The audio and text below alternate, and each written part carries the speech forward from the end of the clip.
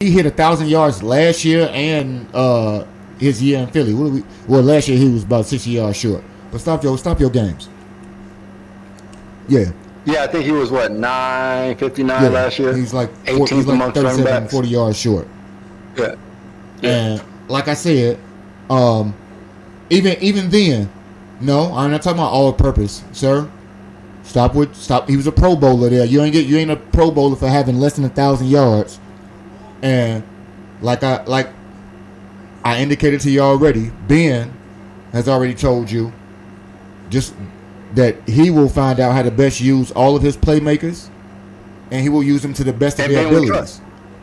I'm not going to fit a round peg into a square hole and try to prove to you or anybody else what somebody is not.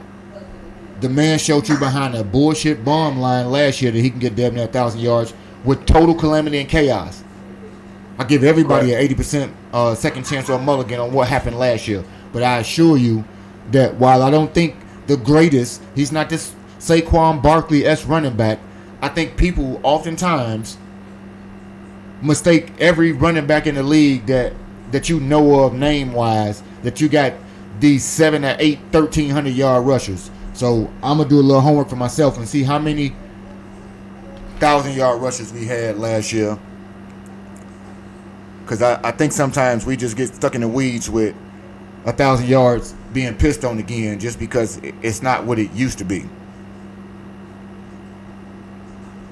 Yeah, I think to your point of like how the running game has to have an identity. I feel like, last year we ran to keep the defense keep the defense honest, right? And like that neglects purpose. Are we running schemes? Are we setting up an offensive running game, or are we simply running because we ran it away? And so like understanding, concepts and scheming early on in the first couple quarters so that running develops and we start to get, tells from the defense, as opposed to just running because we ain't ran in a while because it's time or to keep us honest. And when we look at I think the Chicago Bears were 24th in terms of let me pull this up. 24th in terms of rushing yards over the course of 2024.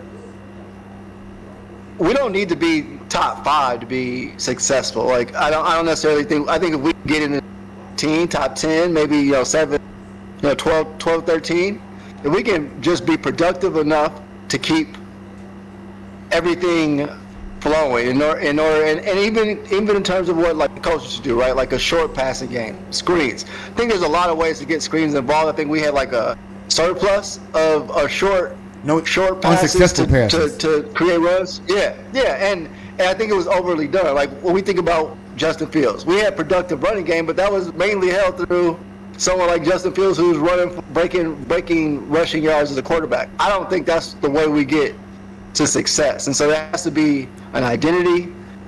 What that combo looks like, I don't know, but scheming early on in the game to develop those things later on, I think it's another thing we got to have confidence in Ben Johnson. We look at what Detroit Lions do.